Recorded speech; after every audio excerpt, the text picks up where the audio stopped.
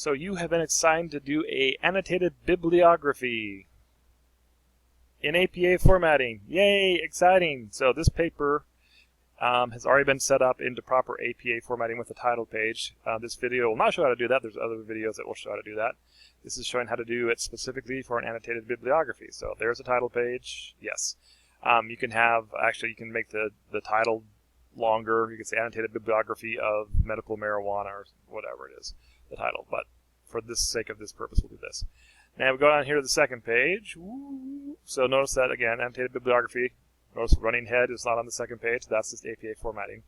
And then the title would be right here again. Now, first thing we're going to do is we're going to put in the name, all the information, the cited information that we used. Now again, if you use something like NC Live, ProQuest, whatever, often these places will have a place where you can actually just click on a button that says Cite, and it brings up this. This is an APA formatting, and then you can just copy and paste whatever you want.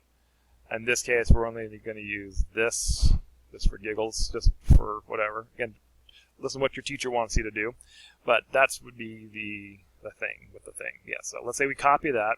We go back to our paper, we would paste that. Now that's not quite right. Now for an annotated bibliography, not only do you need to have the source listed, but you also need to write a paragraph. Whoa, there's a paragraph. Okay.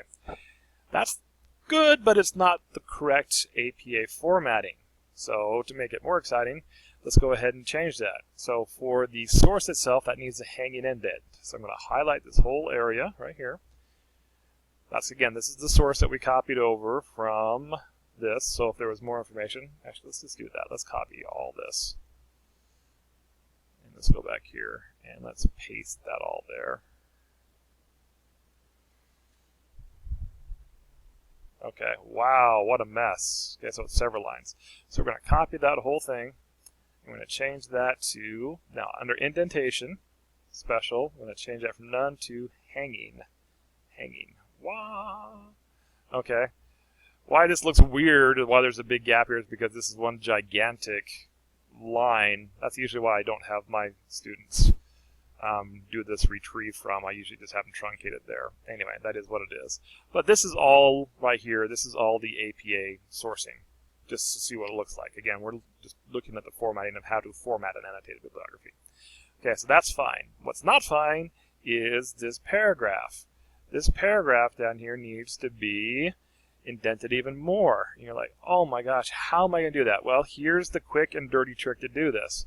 So you just go before the beginning of the paragraph. You're going to hit the tab button once, twice, 3 times. So I hit the tab button 3 times, and then I hit the backspace button once. Boom. So again, tab over 3 times, 1, 2, 3, backspace once. It makes this whole paragraph is now where it should be.